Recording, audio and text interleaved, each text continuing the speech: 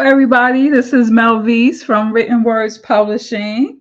At Written Words Publishing, we envision a world where every storyteller, regardless of their background, has the opportunity to share their voice, shape narratives, and impact the world through the written word.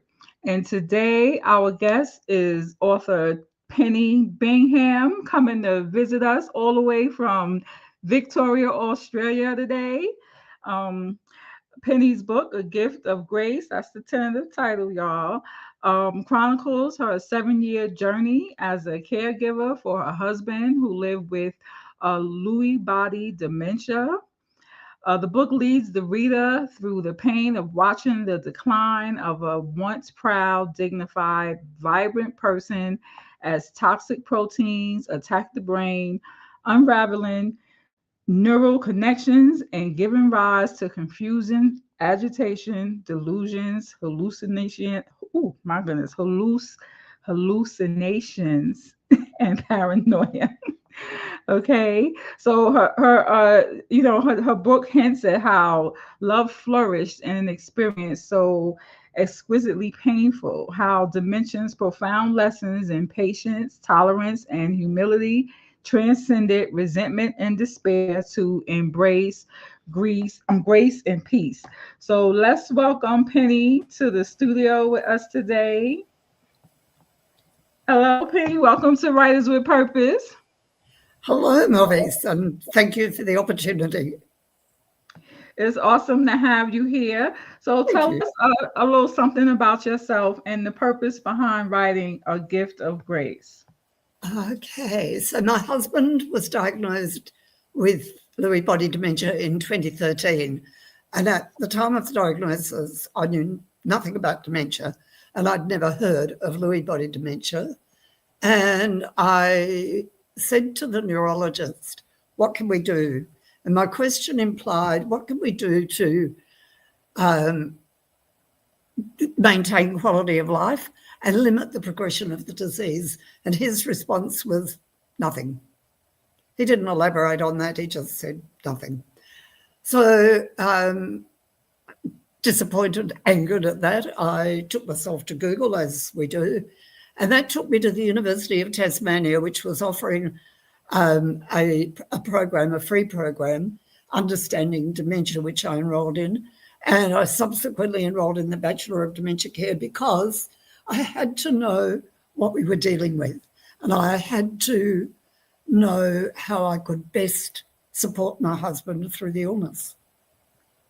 I subsequently, with my qualification and my lived experience, I was offered a role as an educator with Dementia Australia, which I filled for 3 years prior to COVID. And at the time of Fred's diagnosis, I began a detailed journal with the sense that I would do something with that one day. So that really has been the structure or the skeleton of the book. Without the journal, we wouldn't have a book. Okay, tell us, how was your how did it feel having to go back to your journal and turn it into a book? Was it kind of like reliving it all over again?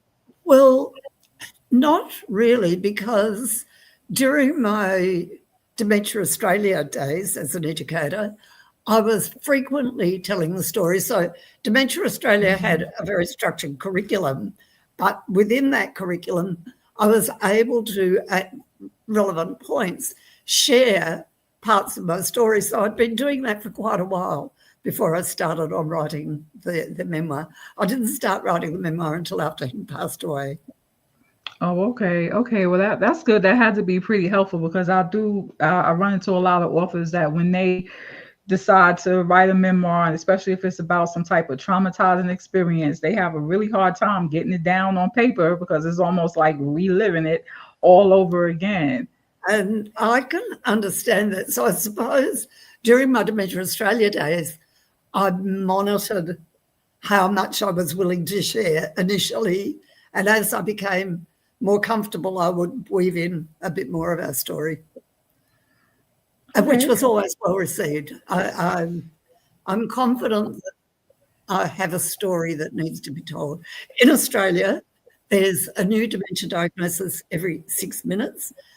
Globally, there's a new dementia diagnosis every 3 seconds. Wow. In Australia, dementia has the dubious title of being the leading cause of death. Mm. Wow. So we need to share it. And with an aging population, we're all going to encounter it. Yes, yes. So would you say that anyone else who happens to be a caregiver for a family member or loved one who's dealing with dementia, if they read your book, it would help get them through it. Maybe they would know what to expect or how to react or some do's and don'ts. What would you say? That's become the purpose of the book. I didn't set out necessarily to do that, but it's a hybrid memoir. So there's at relevant points, there's quite a lot of theoretical perspectives in there, research issues in there, so that it can explain to others. I don't believe that my story in and of itself is of particular significance to other people. But if my story can be the vehicle for them learning to understand and have insights into the disease, then it becomes significant. Yeah, so you mentioned that your husband was diagnosed with Lewy body dementia. I was not aware that there was like more than one type of dementia. What type of According dementia? to Dementia Australia, there are about 150 forms of the disease. So there are 4 big ones: Alzheimer's, Lewy body, vascular dementia, and frontotemporal. And then there are the alcohol-induced dementias. So they're the 4 big ones, but dementia is an umbrella term for a whole range of diseases, all with different pathologies. Just as cancer is an umbrella term for a whole lot of different forms of the disease. Yeah, I would say that was true. Well, what type of support did you have while you were caring for your husband? I know my mother recently passed away, and she was on home hospice. She was just home for 3 weeks before she passed away. But it was a lot. It was a lot, and I really had to rely on just for emotional support. Some people who just Yeah. like really good prayer warriors. What type of support did you have to get you through your caring Initially, for initially, really none, other than my daughter who lived nearby. But she had 3 very small children at the time. So I couldn't, and she was working, I couldn't burden her with the issues. We did get a little support, a little bit of home support, respite, as the disease progressed. But then we arrived at a point where Fred was hospitalised and the decision was taken out of my hands. The medical practitioners determined that he should go into residential care. So he was admitted to a care facility. Well, I live in a very little rural community, and the care facility he was admitted to was like a 2-minute drive from home. So for the first 16 months, I was able to bring him home every day. But the stressful part of the day for me had been the showering and dressing time, because he couldn't process an instruction. If I said to him, put your arm in the sleeve of his shirt, he couldn't follow that instruction. So I had to physically manipulate all of his bits into his clothing, and it was really difficult. So that stressful part of the day was dealt with by the time I picked him up, and he would come home. I'd pick him up about 10:30 and take him back before the evening meal.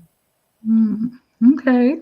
Oh, somebody who's watching wants to know. Let's see. Says one of her neighbors has been diagnosed with Alzheimer's. Would your book help her? So she's not actually the caregiver, but actually the diagnosis. That's a really interesting question, and it's one that I've not come across before.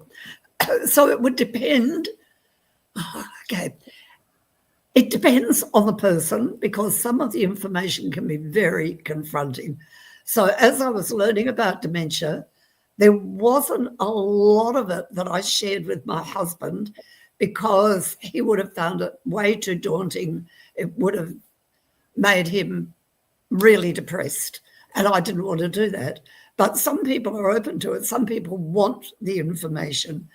And again, it would depend on the stage of the person's dementia, whether they still have the capacity to read and process what they're reading. But if the person was still able to do that and open to the knowledge of what they're going to be confronted with on their dementia journey, then yeah, it absolutely would be. Or would you say that if a person was headed towards dementia, so they knew that's the direction that they were heading, would it be to their benefit to know what is going to happen? Because whatever they're experiencing, they really don't know. So it's really not even them, right? It's the caregiver. Yes. And when I was working with Dementia Australia, we had a message that said, you meet one person with dementia, you meet one person with dementia. Everybody's dementia journey is different, because the attack on the brain and the neurons is random. There's no pattern. We can't predict how that might happen. So it just depends so much on the person. Personally, I would want to know, but my husband was a different kettle of fish. He would have been happier not knowing, so I didn't share the difficult stuff with him. So again, depending on the person.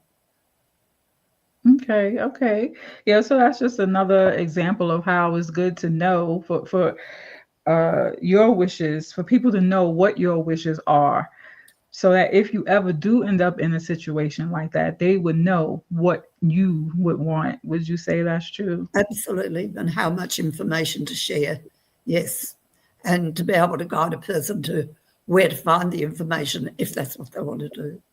But I think, in my opinion, every caregiver does need to know, so that you're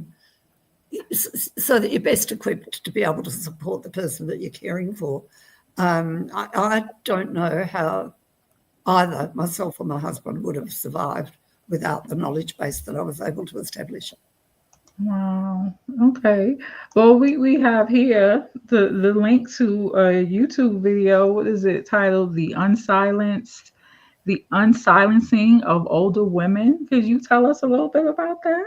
I was invited to speak at an online forum for that particular group, and I was asked to speak from the perspective of a caregiver, not necessarily for someone with dementia, but an older woman caring for people or for a person.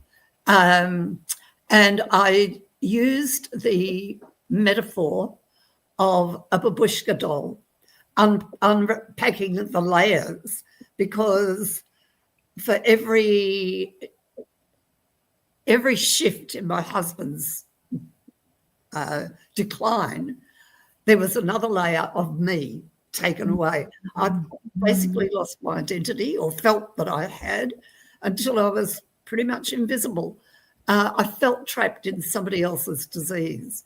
And at the time that I gave that presentation, I had no idea it was going to be put onto YouTube. And I only discovered that about a week ago.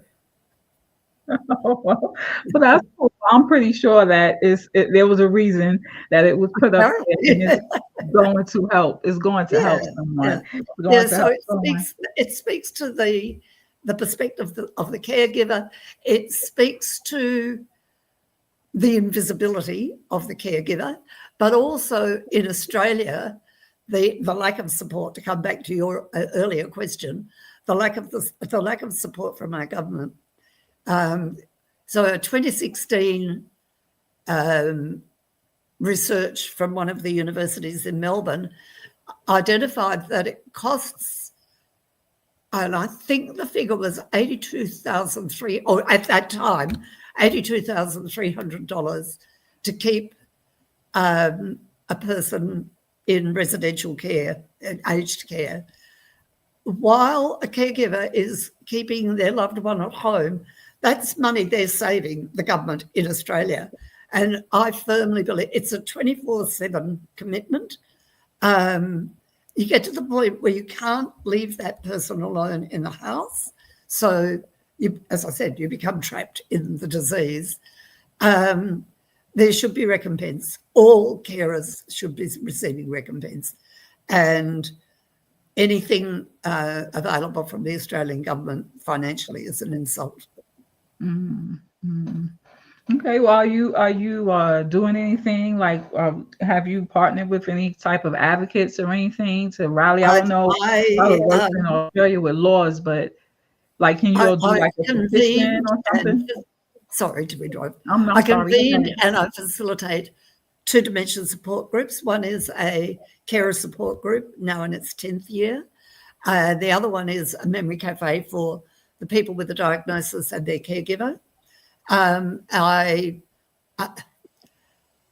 In 2023, in New South Wales, there was a 94-year-old, I believe she was, 94, 95, who had become very agitated in the care facility. The police were called to deal with her. So we've got this frail woman.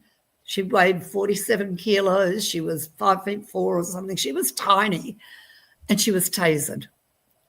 I was absolutely outraged when I heard the news report. So I developed a program for police and first responders, which I've delivered locally, and that then evolved into a 4-module program that I deliver to raise community awareness. And I volunteer in the local care facility. So, yeah, I'm pretty much involved. Okay, that's great. Yeah, because it's always good when you can use your knowledge and your experience and your know-how to push the button and make the government do something that's good for the people. I don't know that I have that much influence, but I just think that there's an obligation. When you've got a knowledge base and a skill set, there's an obligation to use that to support others. Yeah. I have another question. I just want to thank everybody who's watching. Thank you for watching. We have another question here.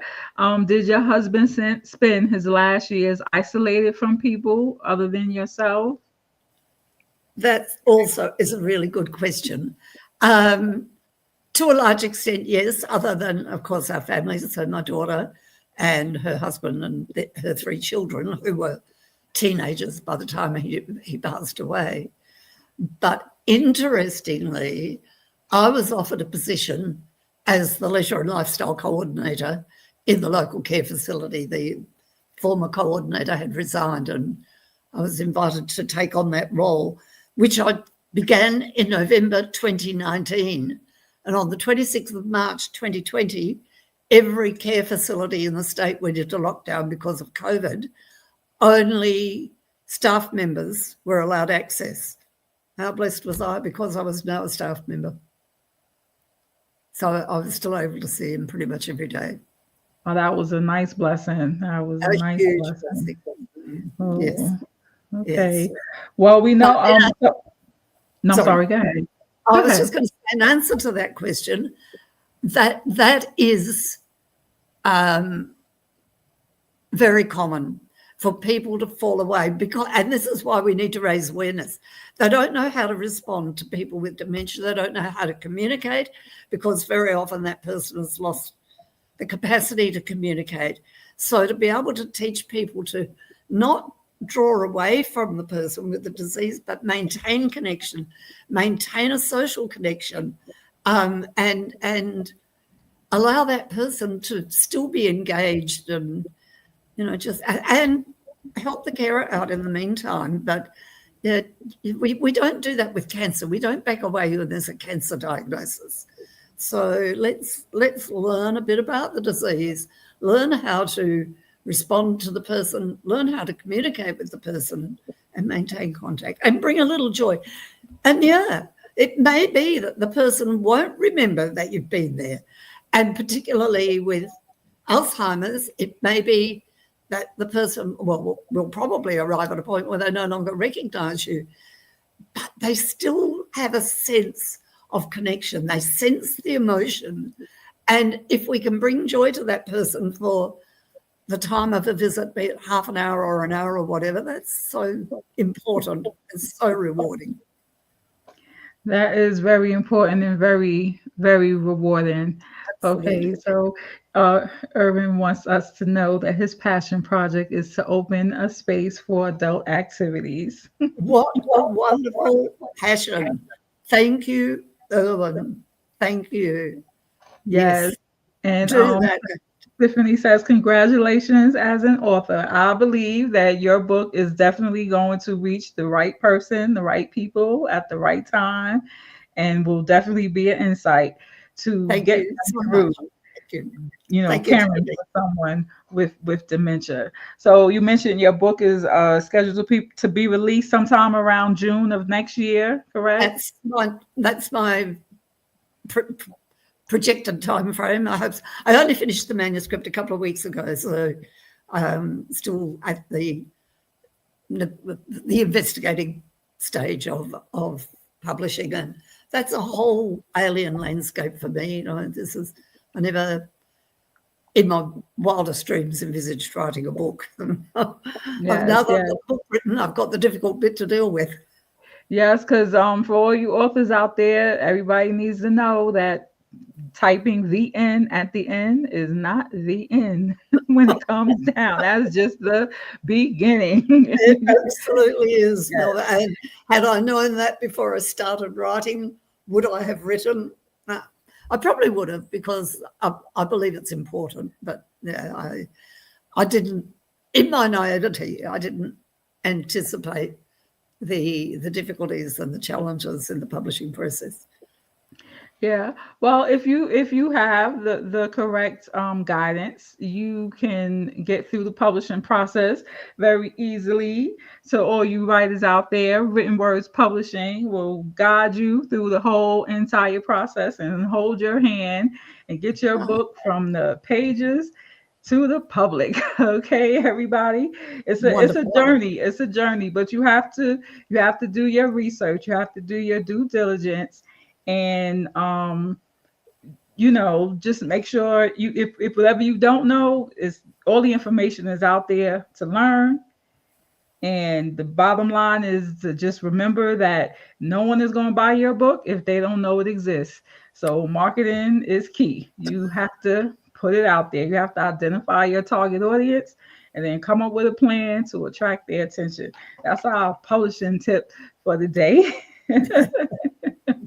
Okay, so Tiffany says she appreciates you looking into the emotions of the individual. Thank you again, Tiffany. Yes, thank you. Thank you, Tiffany and Irvin and anybody else who was watching our show today. And we want to thank Penny for being a guest with us here today and sharing her profound knowledge on how to be a caregiver and make it through dealing with a loved one who has dementia. And when her book is released, you all go out and buy it. It'll make a great gift for anybody that you might know who may be a caregiver for someone who has dementia, like she said. What was that statistic again? Six people every, or six, a person every 6 seconds? Uh, in Australia, a new diagnosis every 6 minutes. Globally, a new diagnosis every 3 seconds. Wow. That means a lot of people are dealing with this Absolutely. all over the And I world. guess I'd just like to add, though, that it's a tough gig. It's stressful. It's frustrating. It can be difficult, but it really is a great privilege. A great privilege, and it is rewarding. And a message I give to people very often is that at the end of the day, there's great solace in knowing you've been there for that person. That is so true. I can definitely testify to that. It Yeah. was great to know that my mother was here, at peace, comfortable, and that I And was with able people to who love her provide for around her. her. Yes, yes. All right, Absolutely. everybody. Well, thank you for joining us on Writers with Purpose today. And you all be on the lookout for Penny Bingham's book, A Gift of Grace, or the title may change, but the content is going to be the same. It will be there. All right, Melvese, y'all. thank you so much for the privilege of being on your show. I really Thank, appreciate it. thank you for coming on the show. And thank you, Thank you. everybody who was watching. And we will see you on the next episode of Writers with Purpose. You all have a blessed day.